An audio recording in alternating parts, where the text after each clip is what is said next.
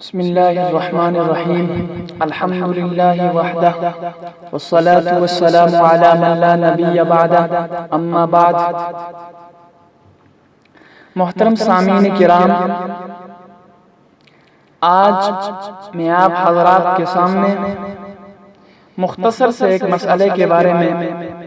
کچھ باتیں پیش کرنے کی سعادت کر رہا ہوں۔ میری آپ حضرات سے گزارش رہے گی، یہ بہت اہم مسئلہ ہے اور آج کے اس معاشرے میں اس مسئلے کی بہت زیادہ ضرورت پڑتی ہے، لہٰذا آپ اس مسئلے کو بغور سماعت فرمائیں اور اس کی طرف خصوصی توجہ فرمائیں۔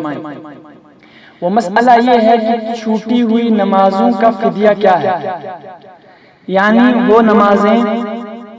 جو انسان کی زندگی میں چھوٹ جاتی ہے، یہاں تک کہ انسان ان نمازوں کی قضا بھی نہیں کر سکتا، تو ان کا کیا حکم ہے؟ زندگی میں نمازوں کے فدیے کی ادائیگی کی تو کوئی شکل نہیں ہے، بلکہ انسان کو جس طرح بھی ممکن ہو سکے نمازوں کا ادا کرنا بر وقت انسان کے لیے فرض ہے۔ بہرحال پھر بھی اگر کوئی شخص عذر کی وجہ سے نمازیں نہ پڑھ سکے، یعنی کوئی ایسا عذر پیش آ گیا، کسی انسان کو بیماری وغیرہ میں ملوث ہو گیا، یا اور کوئی وجہ بن گئی کہ وہ اس کی نمازیں قضا بھی ہو گئی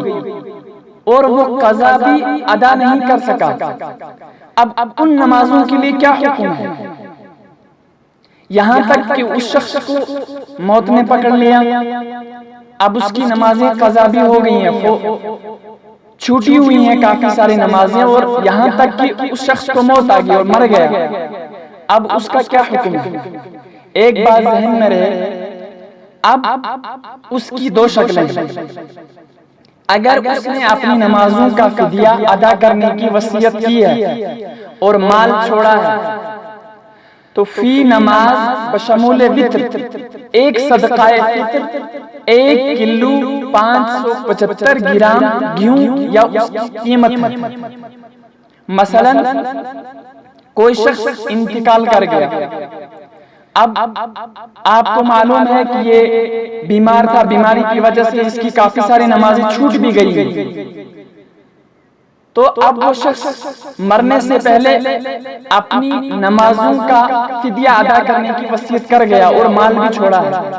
تو بشمول وطر کے ایک صدقہ فطر فی نماز کا 1 کلو 575 گرام گیہوں یا اس کی قیمت کا ہے، اس کے تہائی مال سے نکالنا وارثین پر لازم ہوگا۔ اور دوسری صورت یہ ہے کہ اس نے وصیت نہیں کی یا مال نہیں چھوڑا، تو ایسی صورت میں وارثین پر اس کی طرف سے فدیہ کی ادائیگی لازم تو نہیں ہے، لیکن اگر ادا کر دیں گے تو امید ہے کہ میت کا ذمہ عند اللہ بری ہو جائے گا۔ اسی طرح آپ حضرات دوسرا مسئلہ ذہن میں رکھیں کہ عام نوافل کے مقابلے میں فوت شدہ نمازوں کی قضا افضل اور اہم ہے۔ مثلا وہ شخص جو نوافل میں زیادہ لگا رہتا ہے یا نوافل کا زیادہ اہتمام کرتا ہے، اور کچھ نمازیں فوت شدہ ہیں جن کی قضا اس کے لیے ضروری ہے، بہتر ہے اور افضل ہے کہ وہ پہلے فوت شدہ نمازوں کی قضا کرے۔ جن سنن نوافل کی تاکید احادیث میں وارد ہے، مثلا نمازوں سے پہلے یا بعد کی سنن مؤکدہ یا صلاۃ التسبیح اور تحیۃ المسجد وغیرہ، ان کو تو اپنے وقت پر ادا کرنا ہی افضل ہے، لیکن ان کے علاوہ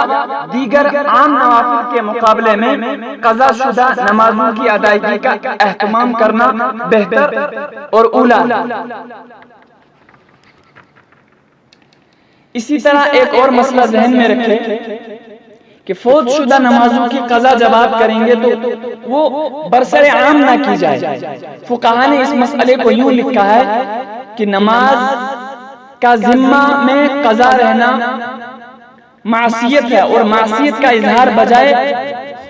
خود معصیت ہے، لہذا جہاں تک ممکن ہو قضا نمازوں کی ادائیگی میں اخفاء سے کام لینا چاہیے۔ فقہاء نے اس بات کو لکھا ہے کہ دوسروں کے سامنے اظہار کر کے نمازوں کا قضا کرنا مکروہ تحریمی ہے، لہذا جب بھی آپ کو معلوم ہے کہ میری کوئی نماز قضا ہو گئی ہے، اب اس کو آپ ادا کرنا چاہتے ہیں، بہتر تو یہ ہے کہ آپ ہر نماز کو وقت کے اندر ہی ادا کریں۔ اگر آپ وقت کے اندر ادا نہیں کر سکتے تو اس کو آپ جب قضا ہو گئی آپ سے جب ادا کرنا چاہیں اس کو آپ اظہار کر کے ادا نہ کریں بلکہ خفیہ طور پر اس نماز کو آپ ادا کریں۔ آخر میں آپ حضرات کے سامنے ایک بات یہ ضروری کہنا سمجھتا ہوں کہ آپ حضرات ہمارے اس چینل کے اوپر کمنٹس میں بتا سکتے ہیں کہ آپ کا جو بھی مسئلہ ہے، چاہے وہ نماز سے متعلق ہو، چاہے وہ عید سے متعلق ہو، چاہے وہ جو بھی مسئلہ ہو آپ کے ذہن میں جو بھی ہو، تو انشاءاللہ آپ کے مسئلے کی ہم جواب دینے کی بھرپور کوشش کریں گے۔ السلام